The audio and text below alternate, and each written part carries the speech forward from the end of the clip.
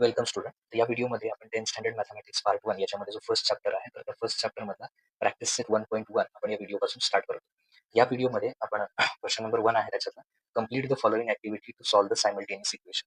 हे इक्वेशन दिलेलं आहे आणि हे ॲक्टिव्हिटीमध्ये आपल्याला काय करायचं आहे, सॉल्व्ह करायचं आहे. जसं की मागच्या वेळी क्वेश्चन पेपर पॅटर्नमध्ये मी तुम्हाला सांगितलं होतं की ॲक्टिव्हिटीचे जे क्वेश्चन आहेत ते साधारण असे असतील.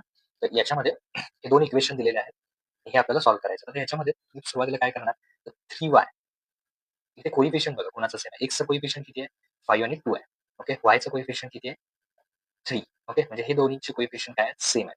आणि ज्याचे कोइफिशियंट सेम आहे तर ते त्याच्यातून काय करायचे, इलिमिनेट करायचे. मग इलिमिनेट करायचे म्हणजे काय, त्यांचे साईन बघा. याचं साईन काय आहे, प्लस, आणि याचं साईन काय आहे, मायनस. सो साईन डिफरंट असतील तर इक्वेशन मध्ये काय करायची, ऍडिशन करायची. आणि तेच आपल्याला इथं दिलेलं.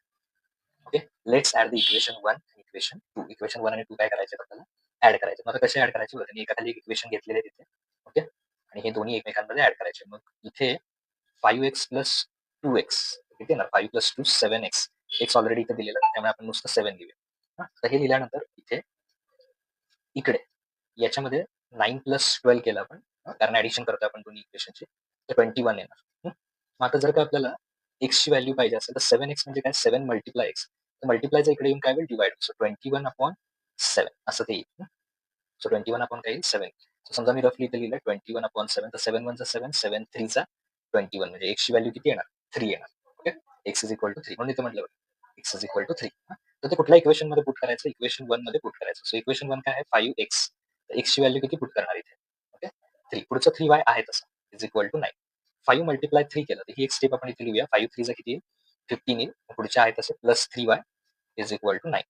आता जर का तुम्हाला y ची व्हॅल्यू पाहिजे असेल तर हा इथे 15 आहे, प्लस आहे, तो 9 कडे येऊन काय होईल, मायनस होईल. So 9 minus 15. 15 मायनस 9 केले 6 येईल. ग्रेटर नंबरचं साईन काय येणार आहे, मायनस. ओके, परत 3y म्हणजे 3 मल्टिप्लाय y, मल्टिप्लायचा डिवाइड होईल. वरती कोण आहे, मायनस 6. आता बघा 3 1 3, 3 2 6, आणि साईन कुठलं, minus. So y is equal to किती, minus 2. Now the solution is, काय सोल्युशन असणार आहे, तर पहिला लिहिताना एक्स लिहायचं. एक्स किती येणार, एक्स इज इक्वल टू 3 आणि y इज इक्वल टू किती येणार आहे, मायनस 2. ब्रॅकेट करून लिहा. So solution is x is equal to 3, y is equal to minus 2. Solution लिहायची जी स्टेप्स आहे इतर एक्झाम्पल मध्ये पण तुम्ही कंटिन्यू ठेवा.